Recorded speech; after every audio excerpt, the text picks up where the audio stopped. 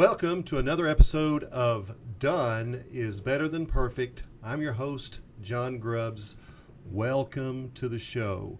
Now, before we get into our topic, I'm going to share some interesting things with you that, well, these are kind of set to prime the pump for today's important question. So, here are surprising facts about online college degrees. Many students now learn exclusively online. Over 3 million students now take all of their courses online. More and more graduate students are also learning online. Online degree programs adopt top quality standards. And career advancement is a top motivator for online students. About 46% of students say their primary motivation for enrolling in online courses and degree programs is to advance their careers. Remember that. Graduates of online degree programs report a wide range of salaries. More than half of those observed say they earn between $25,000 and $84,000 annually, while 30% of them earn between $85,000 and $150,000 per year. An online university can provide an international perspective because students can be anywhere on the globe with an internet connection. More than 80% of online graduates have transfer credits from previous college courses that can be applied to their degree requirements. And online degree programs give students transfer credit for work, life, military experience when it is relevant to their degree. And here's a funny one. About 33% of online students study business. Wow. All right, so for our question today, should I go to college? It is an important question that we need to address. Now, let me start by saying I strongly recommend higher education for a purpose. I want that on the record for today's show. I strongly recommend higher education for a purpose. Now, let's really dig into the question, should I go to college? A Forbes article said nearly 40% of millennials regret going to college. Why? Well, it's the debt. They don't feel like they're making enough money as a result of what they borrowed to go to school. And in 2016, an Inside Higher Education study revealed that 90% of millennials would attend some form of college after high school. But get this, a sophomore at a prestigious university said she was getting a 4-year degree, but didn't know if it was something she would really use in life. She said, I'm just going to get it and try to figure it out later in life. Wow. A recent graduate from an expensive 4-year private university is working as an executive assistant, not in her degree field, and living at home with her parents. Can you believe that 1/3 of millennials born between 1981 and 2000 live at home and depend financially on these parents? What have we done? I am a proud parent of a college student, and here's some things that I firmly believe.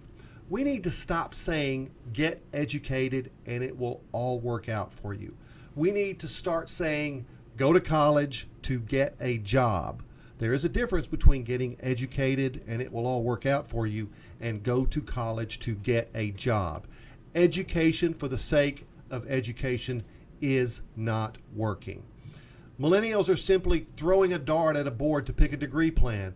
And here's the funny thing, dual credit in high school is making young people pick a degree upon immediate arrival at college. And here's a little secret, most have no clue what they want to do for the rest of their life. Think about you at 18 years old. Did you know what you wanted to do for the rest of your life?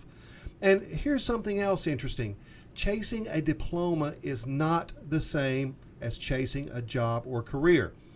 While speaking at a recent event, someone shared this idea that his daughter recently completed a 4-year degree in marine biology, yet she had no intentions of leaving St. Louis, Missouri to find an opportunity in the field. She just picked a degree. And she's not alone. My parents wanted me to get a degree, so I did, is what I'm hearing. As a result, I'm seeing the same millennials get a piece of paper in disciplines that have little or no opportunity in today's complex job market. And as a Generation Xer, those of us born between, 1964 and 1980, we are to blame. We want to give our kids support and choices at the same time. We saved money and sacrificed for them to go to college. How do they say no to that? So what should we do? So get this. I want you to write these down. I want you to remember these. I want you to make a comment, share your thoughts, share your ideas. But here's some things we need to do with this information. Stop making college the next step after high school unless they know exactly what they want to do in life. And have the maturity and motivation to make it happen. Some kids may not be mentally mature enough for the experience of a large university. And if they know they want to be a nurse, if they know they want to be a teacher, if they know they want to be an engineer, then by all means help them.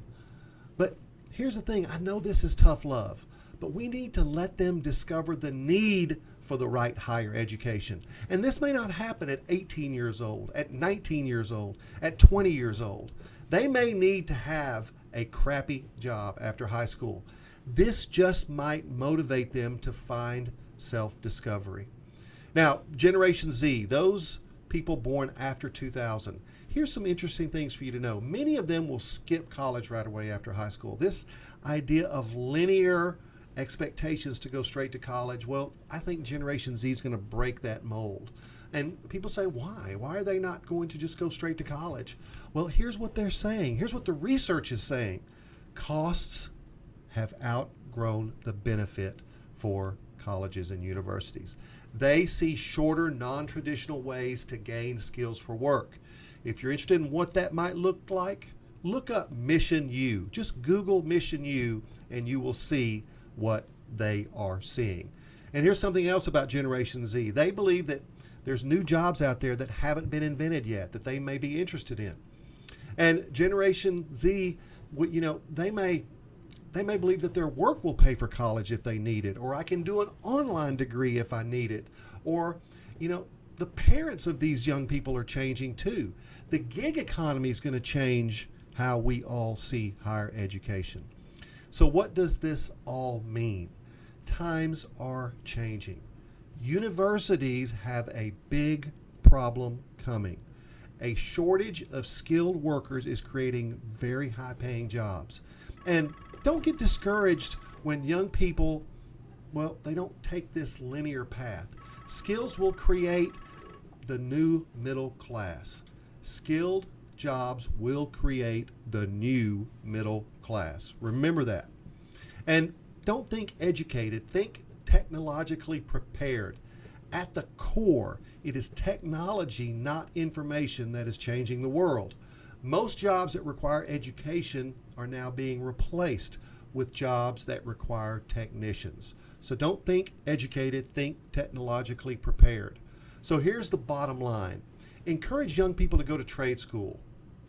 Encourage them to go on what we call non-traditional education paths. Those with the skills are going to get paid. What are your thoughts? Make a comment. Ring the bell. Always remember that done is better than perfect. I'll see you next time.